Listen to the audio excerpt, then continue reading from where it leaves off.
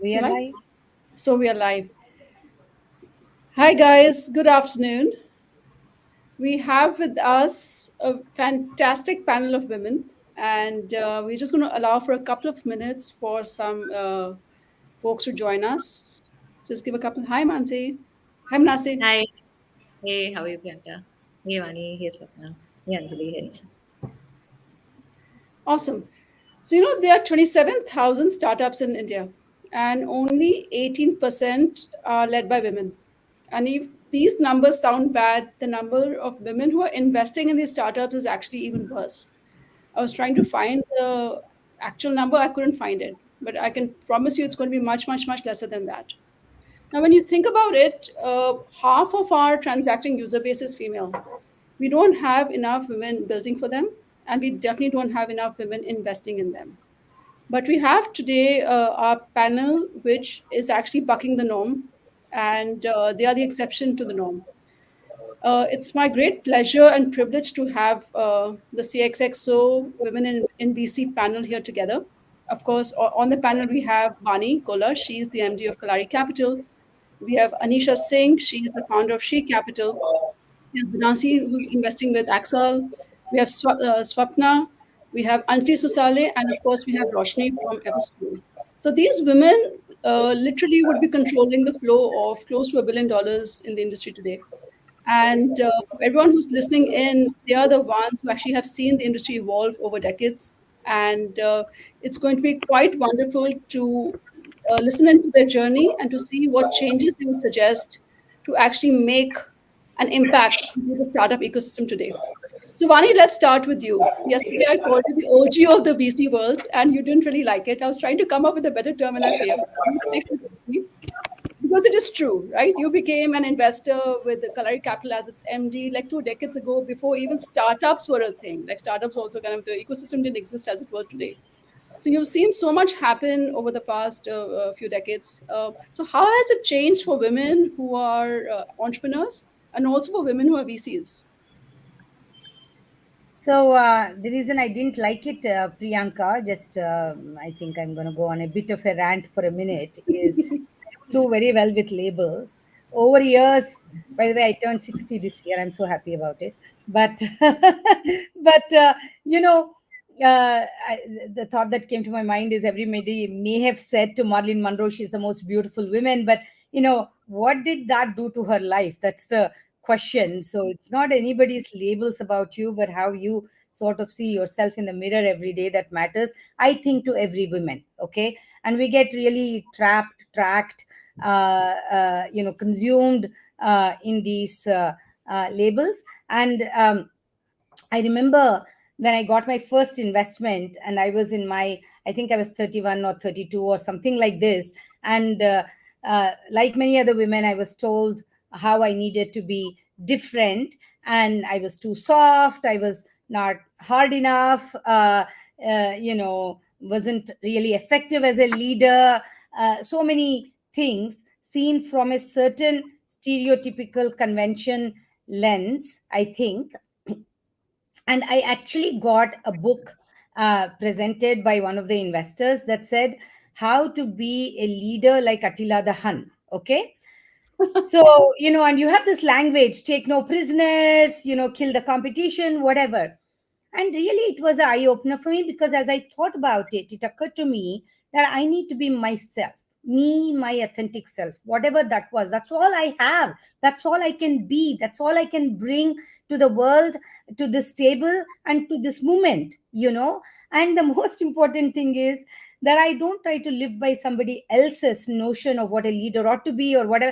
And I really don't want to be at war. I don't want to be Attila the Hun. I don't want to be remembered that way. I'm okay not to be remembered at all, but definitely don't want to be remembered like Attila the Hun, right? And I really don't want to win at the cost of somebody else, and I don't want to litter the world with dead bodies. This is not my language. This is not my framework of success, let alone happiness, right? So I think being yourself, I think that is true for everyone. It doesn't matter if you're a teenage girl trying to go through your own sense of your body and have you look at it and go through a very difficult compromising process in getting comfortable with it, to an adult woman or a career woman or whatever. I think if we can learn more about being our authentic self and really believing that we can win in that framework, and what you believe, you can, you will, right? So I think that's very important. So how has it changed? I think girls are a lot more smarter. I think it took me years to try to accept that I am this way, and I'm not going to apologize for it, and I'm going to win in framework that I am comfortable with. But I see all of you younger girls, and I think you've gotten there much faster, much earlier than I did, and hopefully, the girls, women that are following you will get there much sooner, and that's really all we can teach and support and empower. And I do think it's changing. I think that narrow lens through which I've had investors say, I don't know what, you're not a traditional person. What is, you're not a traditional family person? What does that mean? Because you're working right today, you won't dare say those things, or maybe you do, but at least women don't put up with that shit anymore, right? Like, and I would always defend myself as if I needed to defend, to say, no, no, no, I actually take care of my family, and oh, maybe I do, maybe I don't. Why does it matter to you, right? Why do you care? And why am I trying to explain to you that I'm this person? So I think that the more um, we learn that we can only win on our terms. We Mhm. cannot win on somebody else's terms. And if we did, it is elusive and we won't be happy, in fact, right? And we won't be fulfilled, you know? So I think it is changing Mhm. because there's a lot more exposure. And I'm really happy about that. Whether you're a VC, whether you are a founder, you can sort of be more bold, more confident, be yourself. It's true. And I was just reflecting on my own journey. So 10 years ago, when I started out, I was raising money for PopXO back then. And Vani was the only female VC I met. And thank God she invested in me. Over the years, of course, she became my mentor. And then 10 years later, after PopXO, Good Glam, all of that happened, Vani, of course, gave me another chance now here at Kalaari as venture partner. So it's been quite interesting. And thank you, Vani, for that. But Anisha, I was saying this because your story has actually been kind of similar. You started out as a founder, right? And you went through all of the ups and downs that entails. And then, of course, you decided to start a fund with She Capital. So, what made you actually turn kind of on the other side of the table, so to speak? And how has that been for you? And why? Yeah, in my head, I'm still a founder. So everybody jokes, "Oh, you're on the VC side, founding partner. You should write." I was like, "No, no, I'm a founder only. I'm not moved from that side because people don't realize it. But founder VC, same life. Huh? You're doing the same thing. You're running. You're still trying to raise money. You're still trying to run an effective, deployable corpus here. So it's the only thing is you're betting on a lot of people to help you do that." Um, it was it wasn't a plan. By the way, I had decided I'll never be a VC. Okay, I used to dislike VCs. I was like, "मैं कुछ भी कर दूंगी, I will not move to the dark side." Okay, that was my it used to be the joke, standing joke. I won't move to the dark side. But the thing is, some things need to be done, right? We're all doing it right now, and I have two daughters now. And when you start looking at the numbers, you realize these numbers are not mythically made up, right? There are studies that back it, but there's also people that back it, and I have been mentoring female founders for so long. So something needed to be done somewhere, and if not us, then who? And if not now, then when? So it was really just that, there wasn't any plan of ever oh, I'm going to move from founder life to VC life. It was something that needed to be done. Someone needed to do it, and so it was time to step up and just do it. So, And how? And do you invest differently? Do you look at founders differently when they're sitting across you in an IC? well, people, if you ask my partners, they'll tell you I'm more founder friendly. If you ask the founders, they obviously see it. And I think it's only from the reason that, I've been there. I know what it's like, right? But at the same time, uh, I've seen the mistakes I made. And so a lot of the now consciously at She Capital, we spend a lot of time not just with our portfolio companies, but also trying to see what we can do for the ecosystem at large, which is female founders. And, small mistakes that I made, Vani alluded to this at one of my events, but we all hesitate in talking about numbers. I did this when I was a female founder. I don't know, for some reason, women especially, we'll hitchkichao when we talk about numbers. And I did it, right? Now that I sit on this side of the table, it's so easy to see from a different lens the mistakes we made when you're doing that. Because when somebody's investing in you, they definitely want you to know your numbers. And it wasn't like I didn't know my numbers. I just, automatically let my partner, who was the CFO at Maidala, talk about numbers, right? And as a founder, maybe I should have talked a little bit more about it. So I see that now. And I think just sitting on this side, you get a different perspective. So what we're trying to do now is not just invest in companies, but help the ecosystem at large, at least figure these blocks out. So more and more women get invested, and are able to get past these hurdles. Yeah, and that's so needed, right? Roshni, we were speaking the other day, and you've had a crazy, incredible career spanning over several decades, and you've worn many hats over those years. Have you personally experienced a lack of diversity or inclusion? And now that you work in this space professionally with your firm, uh, what can actually move the needle? What can help it change? Yeah. No, thank you so much. And it's, Priyanka, it was really good to kind of touch base with you a couple of days ago as well. Uh, I've actually been quite lucky in that I've worked in operating roles in what we call as traditional consumer as well as tech services companies.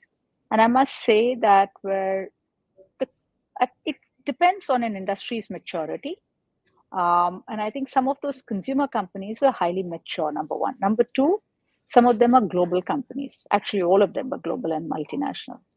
So, for example, in my last role, when I was leading the business for Walt Disney, we never thought about men and women and gender and diversity in any fashion. We had all kinds of people. We had different, race, different genders, multiple. I mean, we had men who had, different gender preferences. So no one really talked about how many women are there and how many men are there. And then I came into the fund industry and suddenly discovered that this place is totally different. And I think as I look at it, um, part of the reason why the fund industry is so male dominated is also because it kind of emerged out of uh, the banking industry in a fashion. Investment bankers became fund managers when the private equity industry started off.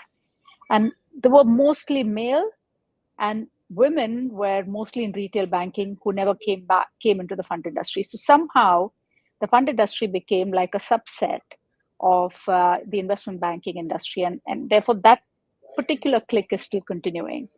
There are a couple of, I was listening to what Anisha and Vani said, and especially Anisha, in terms of, overall, how is the gender balance? And we did, in fact, with IFC, had done a massive study with some 6,000 GPs across the world, where they looked at gender data, 700 funds, and and they had some 5,000 PVC deals. They did this a couple of years ago, and they've actually split by regions to say how does it look. Only 15% of the fund industry, right, in South Asia, across the world is balanced in gender, and in South Asia is really bad, right? So that means that South Asia includes India, and most investment decisions are made by male-dominated teams, which pretty much, if I was to reflect on what Anisha said, I think when male-dominated teams sit down in front of a potential female founder, there are very different questions. There is no sense of awareness, and that fundamentally, further kind of restricts the role or restricts the ability for female founders to really kind of be able to move forward and get funding. Some of the things that I've seen in what we're trying to do from a different perspective, not just for portfolio companies, but also within the firm, just to answer the second piece of the question. We're trying to work on removing unconscious bias. It's not easy at all. So some of it is in recruitment and hiring, where we're pushing forward to see can we get in more women, at least to start at the junior and mid-level positions, because it's very difficult to get women straight out of the blue in senior level positions. And as I was telling you, I'm an accidental hire. And try and remove, but I think it's a little bit of a way to go, but some work. Southeast Asia, just to kind of expand and complete the last point. More recently, I've worked with BCG in Southeast Asia and in Singapore specifically to identify and understand gender and inclusivity in Singapore. And we've just published a report called The Gender Gap in Private Capital. A lot of work still to be done. So just to kind of tell you. I mean, it's interesting, actually. I never really made that connection between where the PE investors come from. Of course, they come from banking. So that makes sense. Anjali, coming to you, right? So, you're a partner at Waterbridge, and you must have been part of tons and tons of ICs. And just kind of speaking on the back of what Roshni just said, do women founders act differently, right? And if they do, what can they do? What notes would you give them to kind of make sure that they're actually putting their best case forward when they're coming for investment? Thanks for having me here, Priyanka and Vani, and good to be in this group. I would like to think that they don't behave differently, but to what I think Anisha alluded to early on is I think the onus is on us as ICT members, male or female, to just extend ourselves and make sure that women are comfortable. And it also depends upon I think specifically the business model that you're pitching for. I think one of us mentioned this earlier, that you have to fundamentally be able to understand the problem statement that a woman founder is building for. And if you can't, then you need to be sensitive enough to ask appropriate questions. So I think that also comes down to the kind of homework that you're doing as a male IC member to fully understand the business model or the problem statement, or why someone is so passionate to solve in a particular space. But I think otherwise, I always feel that the onus is on us to make sure that women founders are as comfortable pitching, presenting, I would say. But it is definitely harder if I look at it from a founder's perspective, coming in and pitching. And I think that's also because of just the networks and the support systems around them. You mentioned earlier that I think less than 18% of these startups are even founded by women. So just that peer group of women who have walked that path before, who've sat through multiple ICs, like raised funding, and just been through that journey. That sample size itself is not material, and therefore those communities where you can knowledge share, network, better prepare yourself is also therefore limited. And I think that's really that role that all of us here, at different parts of the ecosystem need to play and have to kind of proactively do in order to just help women catch up. But I also think more importantly, I always say it's a top of funnel problem. One thing that I've started doing proactively at Waterbridge is just start tracking data on how many women are pitching to us, how many women we're funding, how many women are employed in our portfolio company. And it is, we can't forget the fact that we just don't have sufficient top of funnel women entrepreneurs, and therefore the number of women who get to ICs is even lesser. At Waterbridge, for example, we've tracked this data for 3 years now, and it ranges from 7 to 11% in terms of the number of pitches we receive, monthly, that are women founder or co-founder led. And so, I always say that we should focus our energies on encouraging more women to start up, and then building these support systems in order to prepare them better and enable funding for their businesses. Of course. Yeah, and that's so true, right? Because it is definitely a top of the funnel problem. Manasi, but coming to you, so Accel, of course, has several programs where you actively work with female founders too. So in your experience, beyond the obvious, but what have you seen are the stumbling blocks, especially faced by women founders? And second, how do you actually get more women into VC? Because you, of course, have again kind of played multiple roles in the ecosystem. But how can we kind of change that? Hey, thanks, Priyanka. Excited to be here and have at least ignite this conversation, right? So a lot of good new thoughts will come out. I think, see, stumbling blocks, I sometimes feel are a little bit tough to generalize. But there's one that maybe I've felt both personally as well as observed a little bit, which is this subtle hesitation to ask for help. And I don't know if folks on the call resonate with this or folks in the audience, but there is little bit of this onus that like, hey, I can do this, right? Like I can do it myself, and it comes from a good place. It comes from capability, comes from little bit of like wanting to prove out. But what I've observed, and be it in analysts who are applying to Accel, and these are young, typically 1 or 2 years out of college, or founders, the I'll use this word with love, like the shamelessness with which people ask for help, and I see a little bit of a difference, often based on gender, unfortunately. So I think, can we, like, it's okay if someone says no, like this, the overall fear of like failure, somebody saying no, coming across as like wanting something and asking for something. If we can kind of at least maybe step back, observe, and if we're falling into that trap, maybe pull out of it, I think is a good, I remind myself also sometimes, right? So I think that's one piece. As a founder, it's such a hard journey. All odds are against you. You want all the help in the world, right? And more often than not, people are more than willing to help. Again, unrelated to, like, not because you're a female founder, but just because you're doing something exciting and brave. So I think that's maybe one piece. To your point on more women in VC, I think, look, as an investor, I keep thinking of network effects. And as my friends joke, I use it in like all parts of my life. So I will take the liberty of using it here. I think there are genuine network effects in more women in VC. Like just this call, right? Like today, I'm seeing all of you. It's very softly inspirational, right? I'm like, okay, look, there are folks at different stages. Everyone's probably done something that has a unique path. If I need help, to my previous point, I can like call somebody.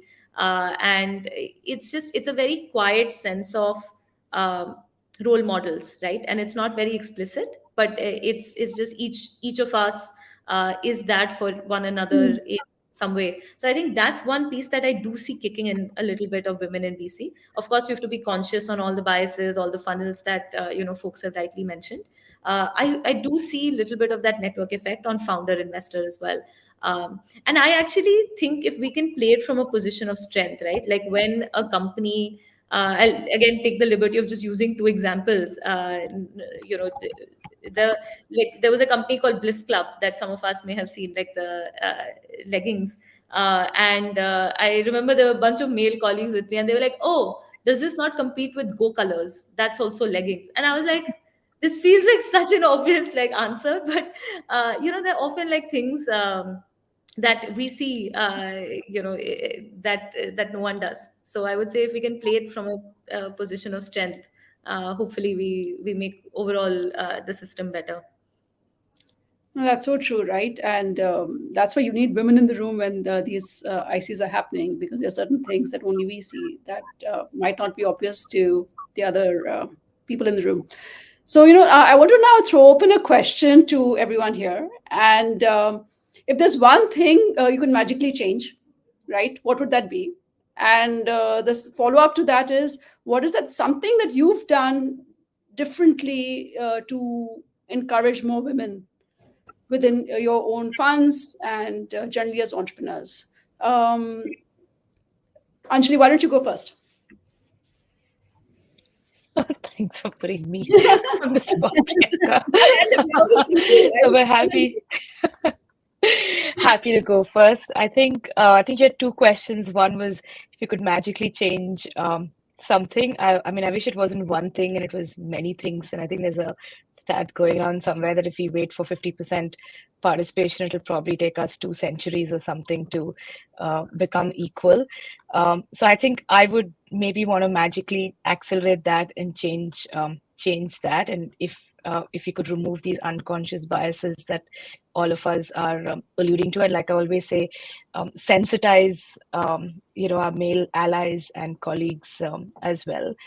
I think just overall in terms of what are we doing to support the ecosystem, I think multiple things. As I was telling you before, I think solving for access and opportunity, I always feel is directly under our control, and there's no excuses if we are not like making the effort to change that. I think for several women founders, I keep getting feedback that it's so hard to even approach an investment professional at a VC firm, or even get your mail read or get to a video pitch. So I always, as always, whatever is in your circle of control and influence, you must influence. So I think just enabling access, enabling opportunity, and the entire coaching and mentoring and advising piece. I think the other thing I always see with women founders is that everybody's very passionate and maybe sometimes like overly passionate to the problem statement, but and in the quest for that, you kind of forget the business aspects of it or the commercial aspects of it. And I think that's where, as investors, you can just be a little more distant from the problem and help you also try and solve for how are you commercializing this, or can this really become a significantly large outcome, right? But I think that's what I mean by mentoring and coaching. It's great that you're super passionate to solve a particular problem, but the aspects of what qualifies it for VC funding and building for venture scale, I think that's where a lot of knowledge gap or education gap still exists. And that is something, again, as VCs, we all in our own small multiple different ways can definitely do. Yeah. Cool. Anisha, what would you change? Give me something interesting. Yeah, Priyanka, you actually, all of us have been in the ecosystem to realize the magic is already happening. So I don't think we need to magically change anything. I've been a founder since 2004.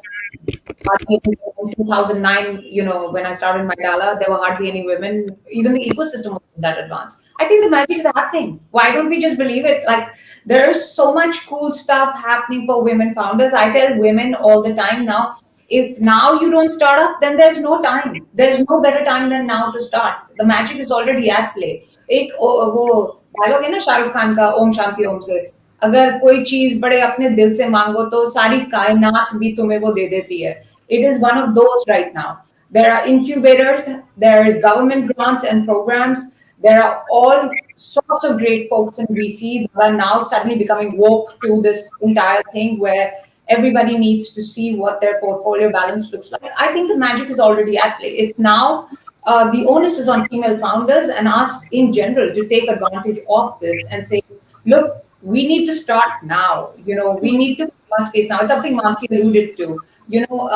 Stop being unapologetic. We did a great panel one time at one of our events, and we had, said, why are women so scared of the F word? Finances ke bola tha, but it wasn't finances. It ends up being failures.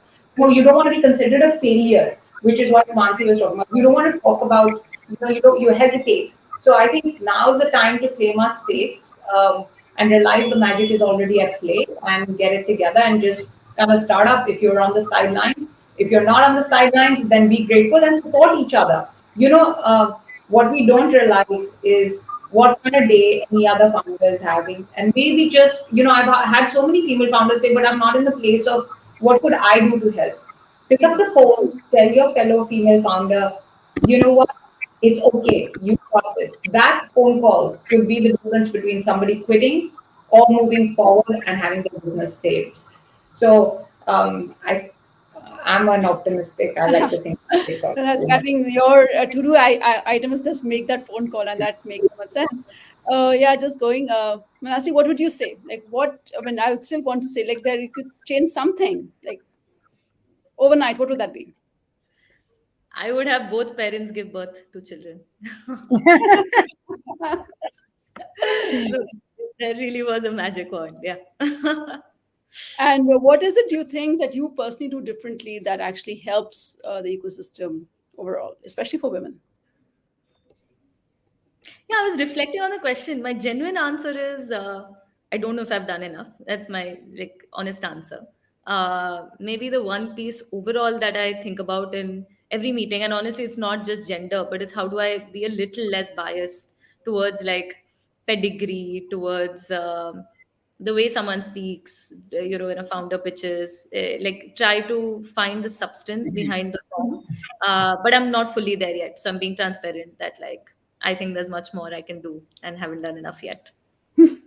No, no, that's honest, and I think that's true for a lot of us. Roshni, what would you change? I think if I can, I would get more senior women into the investment committees everywhere. Makes Hmm. all the difference. Two things. One, I think the way you look at, how you kind of look at investment opportunities, founders there, women understand women automatically, and therefore there's a lot of diversity that comes in. Secondly, younger women do need mentors. So many of them come in and drop off. And, when they see more senior women still there, they suddenly feel that, hey, it's not such a bad deal. It's a great place to be in. And I do have some kinship. So I think that's what I would magically want to change today, because there are barely any running investment committees, at least in the larger funds. Hmm. And I'm really pleased to see how in the VC universe, however, there are a lot more women in the senior level, which is fantastic, which means there's more at least happening there. But in the larger Ps, we don't see yet. In terms of what I'm trying to do in my own way, uh, given that we are a control investor, where the portfolio companies are concerned, I have very clear metrics that they're supposed to deliver in terms of from board level to senior management to mid management and to overall gender diversity, which then we track every quarter and every year. Hmm. To me, I think that's controllable. I can do it. And therefore, we make sure that we're able to deliver. As a result of which, we are now getting, when there are senior women, when there are women in the board or women at the senior level, we see actually those portfolio companies are doing much better. It's a very interesting thing that's happening. And And Swapna, which what? is more balanced rather than one way or the other. I always feel that either all male or all female will Hmm. become skewed. It has to be balanced. That's true. Equity across all the way through, right? Swapna, Yeah. what would you change?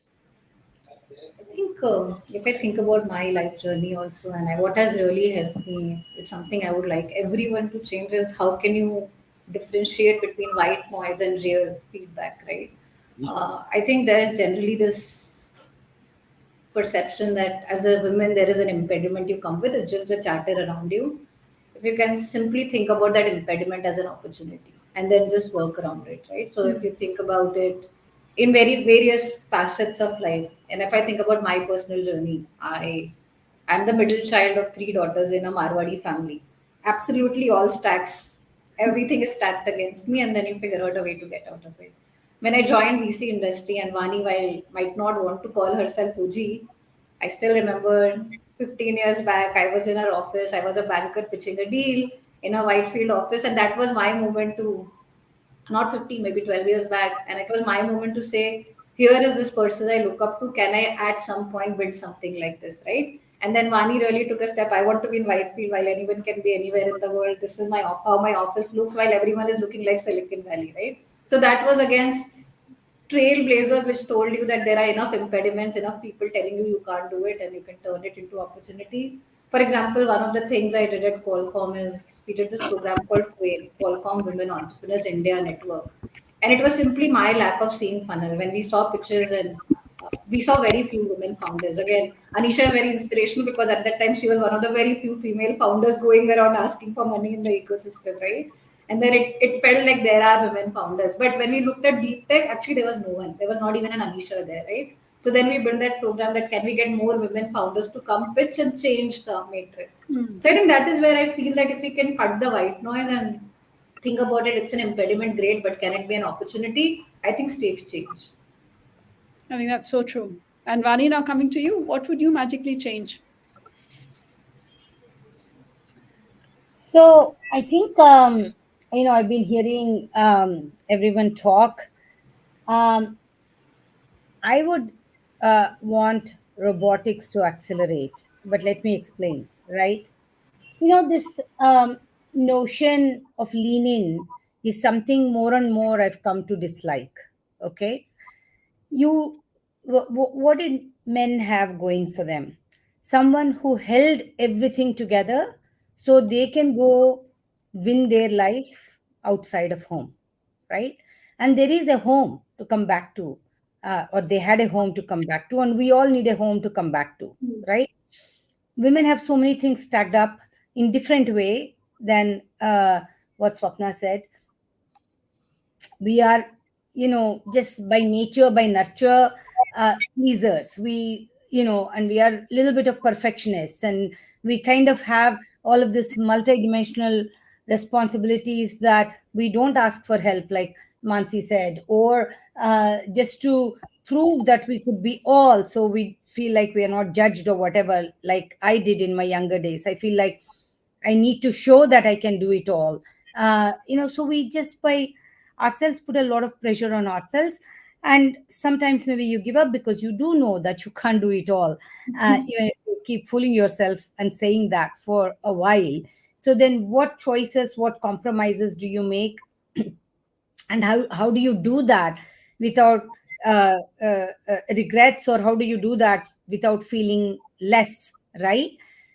So if you can't do it all, and for women, it is at a certain key age where you need to take care of family, and it's also the age where your career requires you to invest 300% of yourself, and I think you can get lost. And in fact, if you look at statistics in terms of women in workforce, the more the educated women with an MBA from a well-known school, they drop out actually from the career track, because maybe the career progress for them is quite challenging. And as you get to the senior management level, what you need to put into it, you may feel that it's just your ground is shifting and you can't give so much, right?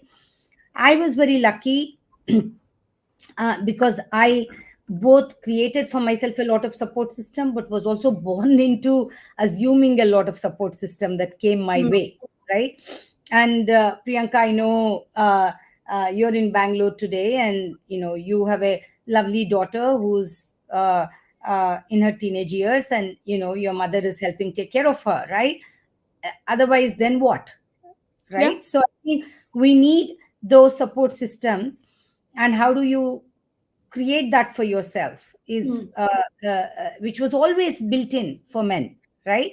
And I'm joking about robotics because I have a friend who calls the Roomba, that's my Rupa or whatever. So I need my Roomba to be, and it's all of these things, right? There is a drudgery for women which unless you free them, they can't work easily, right? So and some countries have done a better job.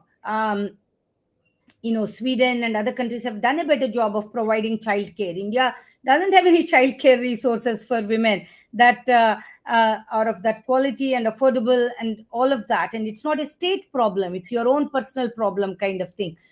So I do think for most young women, because your career and your family requirements are going to be at intensity at about the same time, and you can easily burn out. Creating that support systems, whatever that means, is probably the singular most important thing. As much as we can open doors, somebody has to walk through the door, right? And what does it take for them to be able to walk through that door? That also is something we need to think about, not just about opening doors.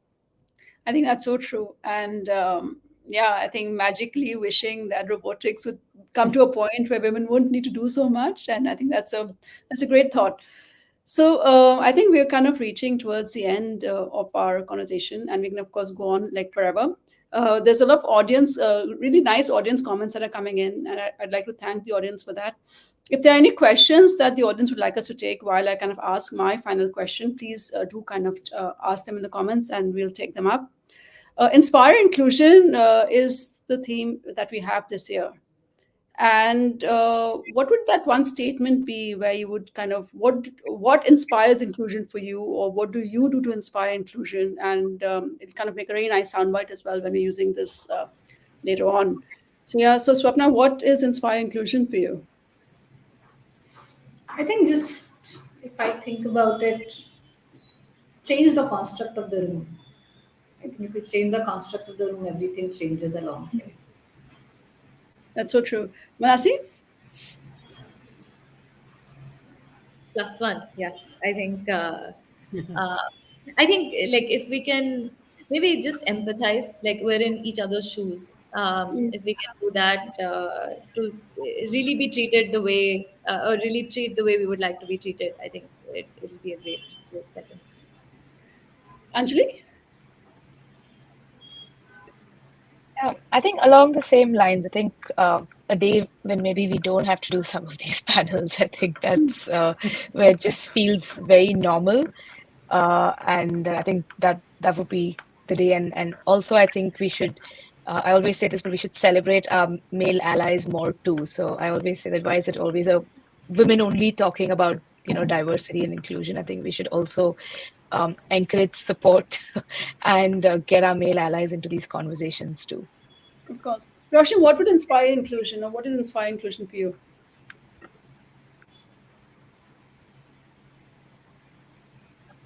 Where men and women don't look at each other as men and women, but just as colleagues, friends, partners, and be able to kind of listen and empathize with each other.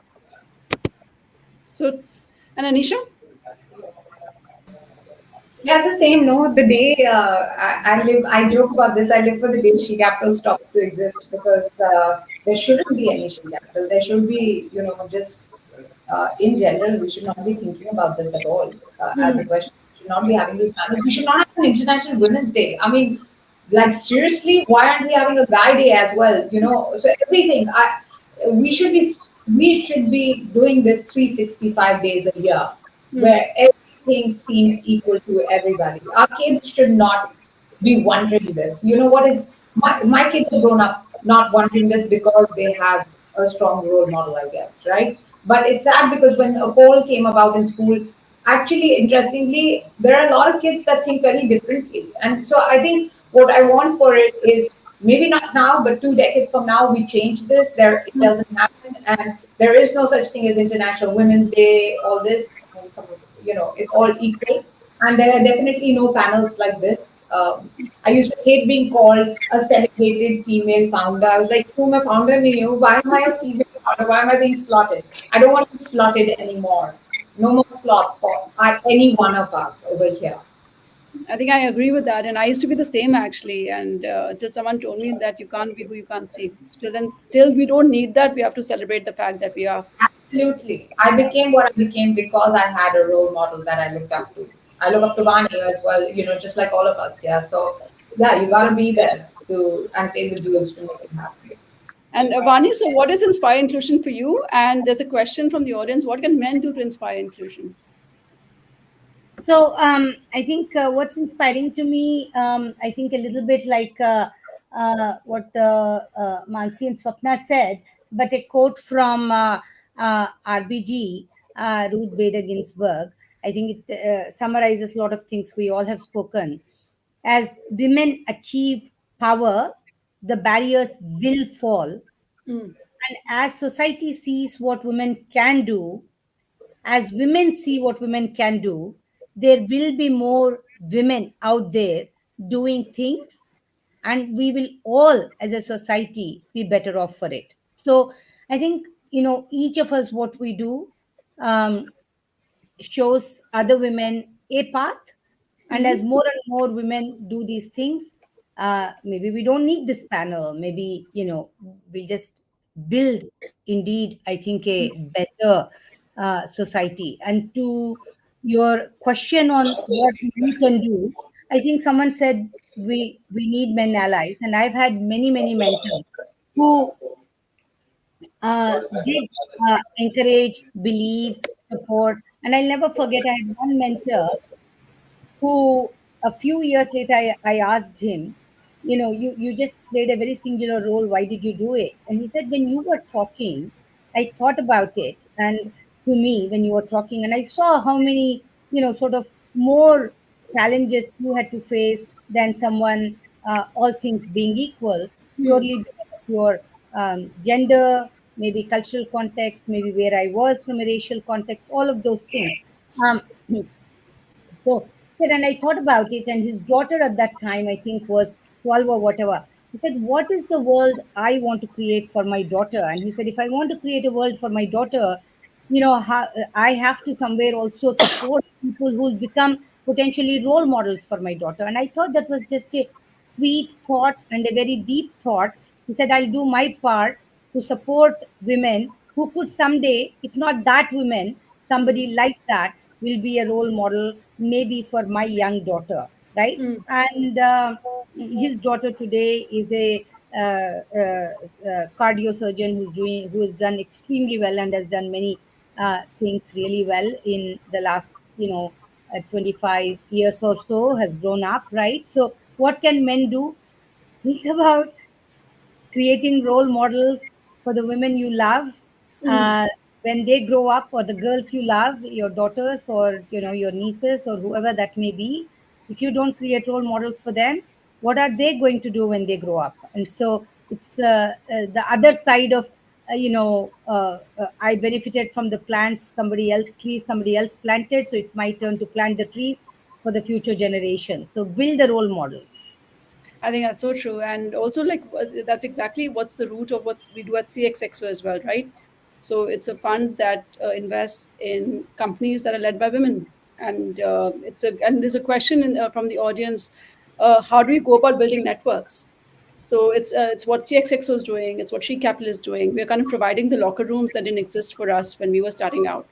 Men in the world have access, the IIT men of the world, they have all the locker rooms where they grew up. And one became a VC, one became a founder, one became a tech guy. And they had a startup that was funded. So I think it's time we access such places that do exist today. And as Anisha said, that these places exist and women just have to now make the most of them. So I think that would be great. And on that note, I'd like to thank. Priyanka, since this is a great forum, I have an ask. I have an ask to Please. everyone who's listening in. I in my career have seen lot of different types of players, male, women, female. But I think my ask is women should be champions of more women. And to your locker room point, I don't see that happening enough. In fact, I've been part of an organization where a woman was single-handedly responsible for most women leaving the firm, right? So I think it's very important that women themselves go champion women, which we don't do enough to the locker Absolutely. room part. I think that's a great point, and I mean, we do need to kind of be there for each other, because I think that's a push that is really needed. So, on that note, I'd love to thank the panel, and all of you are inspirations for all of us. And thank you for the great work that you've done. And we look forward to working together, all of us. And still, we have it. Wishing you all a wonderful Women's Day, and may we have it 366 days of the year this year. Thank you so much. Thank you. Thank Yeah. you. Thank Thank you so you. much. Cheers.